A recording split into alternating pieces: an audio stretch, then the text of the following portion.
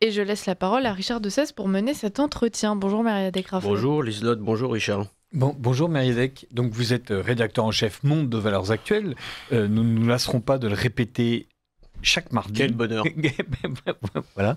Et aujourd'hui... Ne vous étouffez pas Richard, restez avec nous. Aujourd'hui, donc Emmanuel Macron est en Slovénie, mais en fait c'est ailleurs que se situe l'intérêt de notre chronique, en Afrique et en Amérique du Sud, puisqu'il va y avoir deux élections importantes. Le président Ouattara va peut-être être réélu ou pas, et Javier Milei, en Argentine, va connaître des élections de mi-mandat qui, là aussi, risquent d'être importantes pour lui, puisque c'est ce qui va décider de sa capacité à mener à bien sa politique ou non. Commençons par Ouattara, vieux président de 83 ans, qui est élu depuis 2011. Cela fait ce qui fait rêver Macron. Ouais, cela fait du bien de temps en temps de prendre l'air du grand large, Richard. Et effectivement, j'ai choisi ce matin pour aérer l'esprit de nos auditeurs d'aller d'une part en Afrique et puis on terminera par l'Amérique du Sud. L'Afrique où papa, comme disent les Ivoiriens, Ado, Ado c'est les initiales de Alassane. Je vais pas y arriver. Bref, son deuxième prénom et son troisième prénom, Ouattara, pardon de ce trou, effectivement veut convaincre les électeurs de briguer un quatrième mandat. Puisque Ouattara, vous l'avez dit, à 83 ans, a pris le pouvoir, a été élu pour la première fois en 2011, et au terme notamment de changements constitutionnels, a enquillé dans la foulée 3 mandats successifs à la tête de la Côte d'Ivoire, à l'africaine, j'allais dire. En tout cas, ce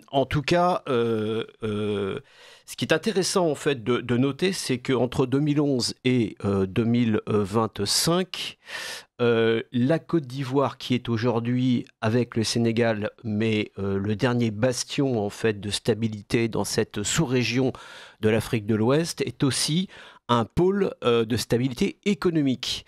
Et c'est également, troisième intérêt, raison pour laquelle je souhaitais traiter de ce sujet-là, c'est aussi une attache encore forte des intérêts français en Afrique, peut-être la dernière attache avec le Sénégal, mais à une échelle beaucoup plus importante, puisque l'économie ivoirienne est beaucoup plus solide et mature que l'économie sénégalaise.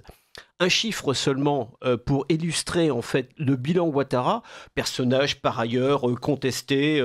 Je pourrais d'ailleurs commencer par ça, par la manière dont il est arrivé au pouvoir, puisque je rappelle qu'en 2011, il y a eu une élection qui s'est terminée dans un bain de sang avec 3000 morts, les deux candidats qui s'affrontaient, le président sortant Laurent Gbagbo, dit le boulanger pour sa réputation de rouler dans la farine tous ses interlocuteurs, et un prof d'histoire socialiste franc-maçon, et de l'autre côté donc Alassane Ouattara qui était un économiste du FMI, le chouchou en fait des Occidentaux, des Américains, des Français, en particulier de Nicolas Sarkozy.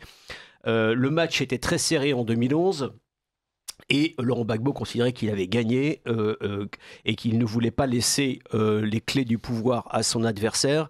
Et finalement, le match s'est départagé à coups de Kalachnikov et le coup de sifflet a été sifflé par les troupes de l'ONU et surtout la force licorne française en 2011. C'est un épisode assez dramatique et sanglant en fait de la vie politique ivoirienne et de relations franco-ivoiriennes.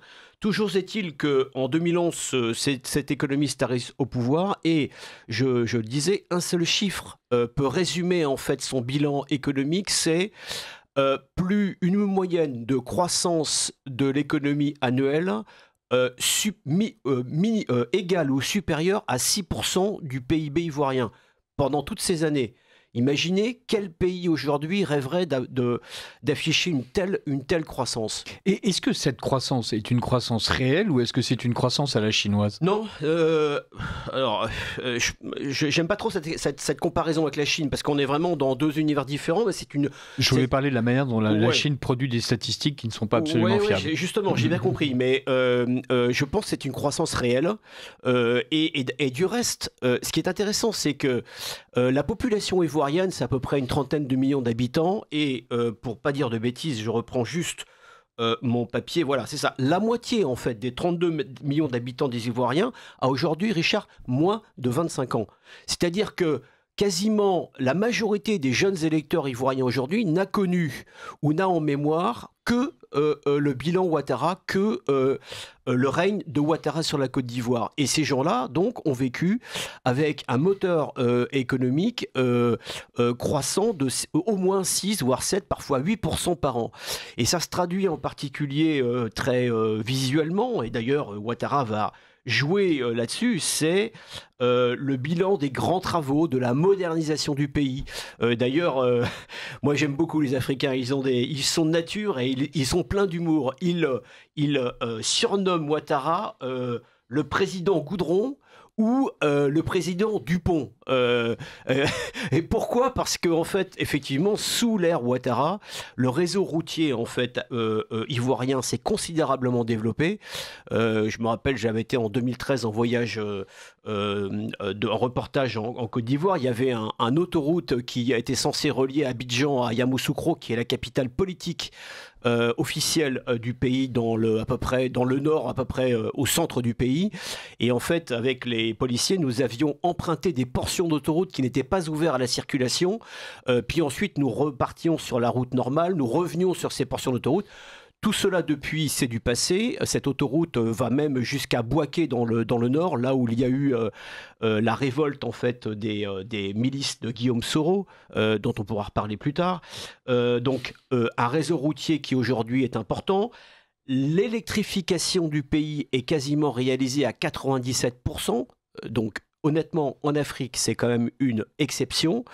Ceux qui connaissent Abidjan, qui est cette espèce d'énorme capitale construite sur les hauteurs en fait de la lagune Ébriée, qui est une lagune d'eau saumâtre qui sépare en fait cette partie du pays d'une langue de terre qu'on appelle, vous allez m'aider, ça m'échappe. Ah non, là je vous avoue que la géographie des lagunes en Afrique... qui est connue en fait de tous les jet-setters et les... oui, c'est pour ça. Voilà, et donc c'est pour ça que je pensais à vous. Et également, non, plus sincèrement, elle est connue parce qu'il y a eu un très grave attentat islamiste, je crois c'était en 2016 ou 2017, dans cet endroit-là. Bref, Abidjan était en fait, comment dirais-je, était relié à ce bout de terre sur lequel on trouve aussi les installations portuaires, et on trouvait le fameux camp de Port-Bouette, le camp du 43e Brima, l'emprise historique des forces françaises en Côte d'Ivoire. Elle était reliée par un petit bout de terre, et on avait un phénomène de congestion, des embouteillages, etc. Et Ouattara est l'homme aussi qui a construit de nombreux ponts en fait pour desservir les différents quartiers d'Abidjan. C'est là où je voulais en venir. Et donc il va mettre ça en valeur, et il va dire finalement aux Ivoiriens qu'avec lui, même à 83 ans, c'est une forme de continuité et de stabilité en fait au pouvoir ivoirien.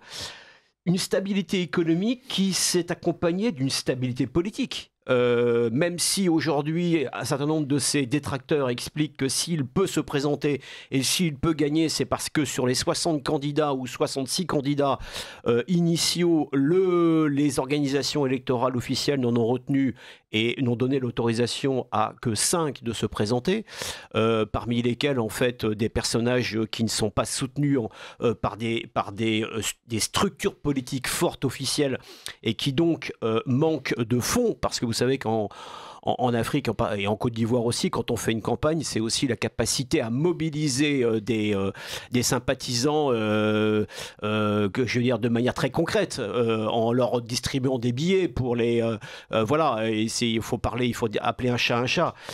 Et donc les gens les candidats qui seront opposés donc ce week-end, enfin ce samedi à Ouattara, soit sont ternes, soit n'ont évidemment pas les moyens, comment dirais-je, ils n'ont pas les moyens d'avoir l'impact que peut avoir Ouattara et sa machine de guerre électorale auprès de la population, au-delà de son bilan. Il y a par exemple Simone Gbagbo, l'ancienne, donc l'ex-femme de Laurent Gbagbo, qui en 2011 était considérée comme un personnage très dur. On dit que c'est elle qui excitait son mari contre les troupes de Ouattara, qui aurait d'ailleurs instrumentalisé un certain nombre de nervis du régime qui sont coupables, accusés et coupables d'avoir commis même des meurtres. Donc cette femme-là aujourd'hui qui porte ce combat sous son nom de jeune fille, en fait, est aujourd'hui un peu seule. Il y a également des gens comme Billon, qui est un rejeton de la bourgeoisie d'affaires ivoirienne, mais qui n'a pas de charisme. Enfin, ces gens-là ne sont pas à la hauteur. Et donc, le suspense de samedi est relativement limité. On pense que la majorité, en fait, pourrait élire du premier coup, réélire du premier coup pour un 4e mandat. Donc Alassane, Dramane Ouattara, ADO, j'ai retrouvé son second nom, pardon Richard. Et finalement, il y a ce samedi se jouent il y a 2 enjeux. Le premier enjeu, c'est que cette élection et surtout les jours qui vont suivre ne donnent pas lieu à des débordements, voire à des affrontements sanglants, comme ce fut le cas notamment en 2020 entre partisans et opposants, entre vainqueurs et déchus de ce scrutin. Et cette fois, si vous voulez, l'État a vraiment pris les choses en main. Il a déployé près de 40 000 militaires, policiers, gendarmes et parmi eux quelques milliers de militaires pour quadriller l'ensemble du pays et en fait interdire des soulèvements populaires qui dégénéreraient et qui seraient en particulier instrumentalisés à des fins de mettre le chaos, soit par des opposants mal intentionnés, soit même par des intérêts étrangers. Là encore, en Côte d'Ivoire, comment dirais-je, les réseaux, l'influence russe n'est pas loin. On sait aussi que des gens, je l'ai cité comme Guillaume Soro, qui a été interdit de se présenter, qui était l'ancien rebelle du Nord et qui est aujourd'hui un peu en disgrâce, s'en veille dans ce marigot ivoirien, sans accuser personne évidemment, mais il y a des tensions. Ça c'est le premier enjeu et évidemment je pense que le défi en fait du pouvoir sortant qui devrait être reconduit, c'est que les choses se passent relativement tranquillement. D'ailleurs, il y a quelques mois, les analystes parisiens étaient assez inquiets et anticiper ou pronostiquer en fait un nouveau débordement politico-sécuritaire lors de ce rendez-vous majeur électoral ivoirien. Les éléments que moi j'ai obtenus du terrain laissent à penser, et je reste prudent, que les choses pourraient se dérouler plus calmement que prévu. Évidemment, à Paris, il y a un certain nombre de médias mainstream, plutôt de gauche, vous l'aurez compris, relaie en fait des événements sécuritaires qui existent. Il y a eu il y a une semaine une manifestation d'opposants à Abidjan, mais qui était aussitôt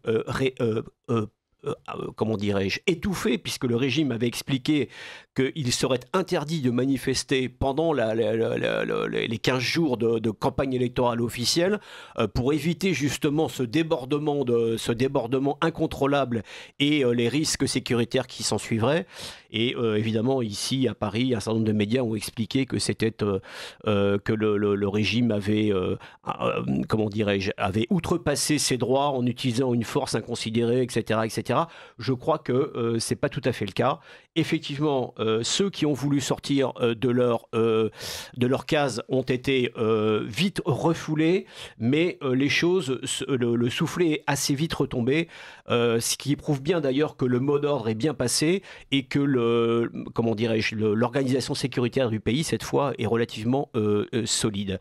Premier enjeu. Deuxième enjeu, et puis ce sera valable pour la suite, parce que dans les jours qui viennent, évidemment, si en fonction du degré de triomphe du sortant, il risque d'y avoir ou pas des oppositions. Donc l'enjeu, c'est que le pays redevienne normal. Et le deuxième enjeu, c'est finalement, évidemment, la suite de Ouattara, 83 ans.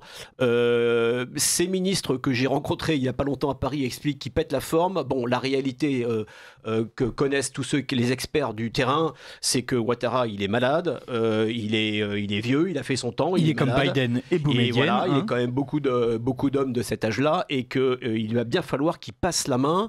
Et l'enjeu, c'est le lendemain de l'élection. Qui Alassane Ouattara va-t-il nommer comme Premier ministre? Les Ivoiriens y verront un pré-adoubement pour la suite de Ouattara. On dit qu'il pourrait finalement reconduire, il pourrait refaire un an, voire 2 ans de gouvernement, de gouvernance, puis en fait céder la main au terme d'un processus qui serait copiloté pour éviter à la Côte d'Ivoire les mots africains, les mots MAUX africains, c'est-à-dire des anciens qui sont respectés en Afrique, mais qui ont du mal à passer la main, et après eux, le déluge. Il paraît d'ailleurs que Manuel Valls vient de s'envoler pour la Côte d'Ivoire. Pardonnez-moi, Myriam Descraffray, donc on va suivre évidemment le sort des élections en Côte d'Ivoire. Oui, pardonnez-moi. Mais parce qu'il faut absolument qu'on parle de l'Argentine. Oui. Juste un mot quand même, il faut le redire, la Côte d'Ivoire aujourd'hui est sur la pente du développement. La France conserve des intérêts importants économiques en Côte d'Ivoire, mais comme partout en Afrique, elle se fait doubler par des grands bailleurs de fonds internationaux, les États-Unis, la Chine, mais aussi les Italiens, Eni, la compagnie pétrolière concurrente de Total, qui est aujourd'hui le premier investisseur étranger en Côte d'Ivoire dans le pétrole offshore. Voilà, donc c'est pour ça que j'en parle, c'est que même si la France est en retrait, nous avons des positions à défendre en Côte d'Ivoire, et évidemment la stabilité est une des conditions de la défense de ces positions. Merci Myriam Descraffray. Alors, côté Argentine, l'équation est un peu différente. C'est-à-dire il y a en Argentine le même système qu'aux États-Unis, par exemple, c'est-à-dire des élections de mi-mandat où la majorité à la Chambre risque de basculer, ce qui fait que le président Javier Milei aura plus de difficultés à gouverner. Alors changeons de continent et allons en fait dans l'Afrique de l'Amérique. Je dis l'Afrique de l'Amérique parce qu'en Argentine, pour ceux qui connaissent, ceux qui ont eu la chance d'aller dans ce pays assez incroyable, comment dirais-je, c'est un peu carpe diem, c'est-à-dire on prend tout ce qu'il y a à prendre parce que les lendemains ne sont pas certains. C'est un pays dans lequel les fortunes sont immédiates et les infortunes aussi immédiates. C'est un pays qui a toujours été ballotté entre les pouvoirs, entre les différents pouvoirs de gauche, de droite, avec finalement des impacts relativement faibles. C'est un pays immense et en même temps un pays fragile par ses institutions qui sont fragiles, mais également un pays riche, très riche de son sous-sol et de son agriculture. Et c'est un pays aujourd'hui qui, comme beaucoup de ces pays-là, est, comment dirais-je, pris dans l'étau en fait de la grande confrontation géopolitique entre l'Amérique et la Chine.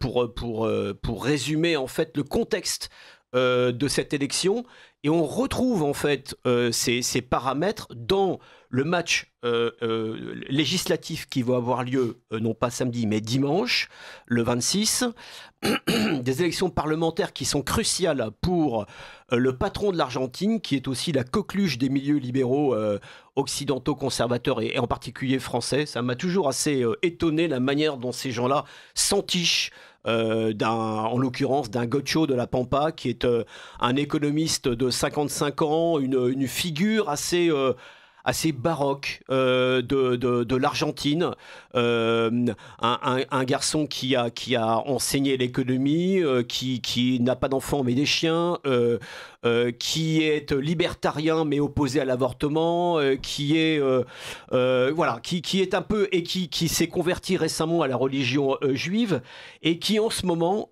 organise d'énormes concerts de rockstar. Il est d'ailleurs sur scène habillé à la Johnny Hallyday avec un blouson de cuir, des Santiago et un pantalon moulant, et il fait chanter la foule sur des hymnes yiddish ou hébraïques, je ne sais pas comment on dit, enfin de la religion juive.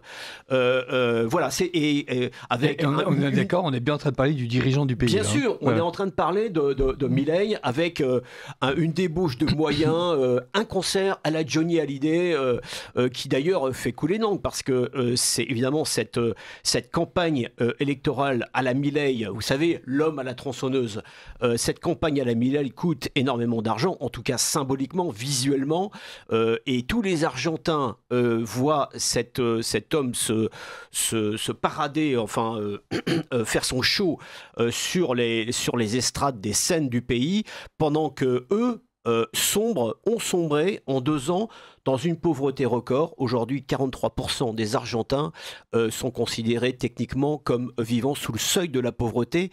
Et ça, c'est un des effets, j'allais dire une contrepartie, pardonnez-moi l'expression, mais c'est un des effets, un des impacts, une des conséquences du régime auquel a imposé qu'a fait subir Javier Milei en arrivant à la tête du pays en 2023 avec un score de maréchal d'Empire.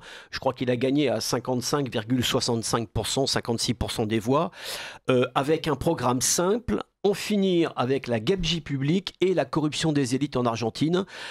Pour en sortir, sortons les sortants. Vous connaissez le slogan. Eh bien, c'était cela, un inconnu. En tout cas de la caravane politique argentine, qui n'était réputée ni travailler avec la gauche ni travailler avec la droite, et les Argentins n'en pouvaient plus en fait de cette succession de présidents dictateurs, de présidents matadors. Une fois c'était les conservateurs libéraux, l'autre fois c'était les péronistes à la Kirchner, qui sont donc plutôt de gauche, tous réputés et en réalité plus ou moins corrompus, se servant sur la bête comme beaucoup dans ces pays où les lendemains sont incertains, pour profiter du système plutôt que d'agir pour les Argentins. En 2023, quand Milei apparaît et est élu, le pays est à nouveau, je dis à nouveau parce que c'est une succession de cycles en fait positifs et négatifs, l'Argentine, il est à nouveau à genoux, le déficit public est plus supérieur à 5%, la dette évidemment explose avec une détenue en particulier par les bailleurs internationaux, notamment le FMI, l'économie est à l'arrêt, et en 2023, Milei arrive au pouvoir dans une situation finalement pas très confortable. D'un côté, il est plébiscité, je le disais, par la population, en particulier par les jeunes qui disent « essayons ce gars qui est un peu différent des autres, qui tient un discours, qui n'a pas la posture politique des politiciens professionnels ». Finalement avec un programme qui consiste en quoi? Qui consiste en un choc de libéralisation, un choc de réforme, un choc de libéralisation de l'économie, à coup de décret-loi, puisqu'en fait Milei n'a pas la majorité, il est carrément même en minorité dans les 2 chambres, hein. Il a de mémoire une quarantaine de députés sur 270, je crois, à la Chambre des députés, et il en a quelques-uns seulement au Sénat. À coup de décret-loi prévu par la Constitution, il sabre dans les coûts pléthoriques de l'administration publique argentine, en commençant par les administrations mammouthesques, si je puis me permettre, de l'éducation et de la santé. Et effectivement, sa thérapie de choc fonctionne, puisque alors par ailleurs il prend un certain nombre de mesures, hein, plus de 300 décrets-lois qui lui permettent notamment de baisser les taxes qui plombaient en fait ceux qui apportent de la richesse à l'économie, c'est-à-dire, j'en ai parlé, l'agriculture argentine, notamment l'élevage de bovins, mais également toutes les grandes cultures intensives. Il libéralise un certain nombre de règlements, hein, il supprime plusieurs centaines de règlements, donc je le dis, il coupait dans les budgets publics, il neutralise une bonne partie des taxes reposant sur les plus fortunés. Il permet à tous les déposants qui fraudaient en fait d'officialiser leurs dépôts sans pénalité, c'est-à-dire il parie que l'évasion fiscale va s'arrêter et les fonds partis à l'étranger vont revenir en Argentine. Voilà les grandes mesures. Ça fonctionne. En 2 ans, donc 2023-2025. Le budget public est de nouveau à l'excédent. On a 0,1-0,2% du PIB quand c'était plus de 5% de déficit quand il est arrivé. C'est pas en France qu'on verrait ça. Pas maintenant, en tout cas, c'est certain. Et puis, il y a une forme de choc économique. À telle enseigne d'ailleurs que l'OCDE a publié un rapport cet été en expliquant qu'ils attendaient un boom de la croissance de plus de 5% en 2025 et 4% en 2026. Et c'est là où les choses deviennent un peu plus compliquées. Certains experts expliquent qu'il est impossible en fait de pouvoir croire ces chiffres, et je reparle de la Chine de tout à l'heure, parce qu'en fait les chiffres sont plus ou moins maquillés, etc. Ils mettent en doute ce choc économique et en fait ils pointent du doigt la contrepartie, ou en tout cas la conséquence, c'est-à-dire un appauvrissement des gens. Il y a eu aussi un arrêt de l'inflation. L'inflation était en 2024 de plus de 110%. Elle est aujourd'hui de 30%, donc il y a eu une jugulation de l'inflation. Mais ces victoires se sont payées sur la bête. La bête, c'est-à-dire les salariés et les retraités, puisqu'en fait, la plupart des salaires n'ont plus été indexés sur l'inflation. Donc, il y a eu un gel des salaires, également un gel des pensions de retraite. Et aujourd'hui, vous avez tout un pan de la société qui n'a plus les moyens, en fait, de survivre, de payer son loyer et d'acheter, de pouvoir se payer les services obligatoires. Je pense notamment à la santé. Il y a un fameux hôpital public argentin, et j'arrête là-dessus, qui est réputé pour ses services pédiatriques. Aujourd'hui, les chirurgiens dans cet hôpital sont payés $800 par mois quand les salariés ne démissionnent pas pour aller travailler à l'étranger parce que leurs salaires se sont effondrés, et les gens n'ont plus les moyens d'accéder en fait à ces services publics. Et donc, ce qui va se jouer là ce dimanche, c'est soit l'Argentin Milei réussit à obtenir une majorité pour surmonter en fait son impopularité, soit il va être rattrapé par tous les contraintes qui sont les contraintes traditionnelles de l'Argentine, le déficit, le fait que le FMI va demander des remboursements très importants et l'impopularité. Merci beaucoup, Mérédec Raffray.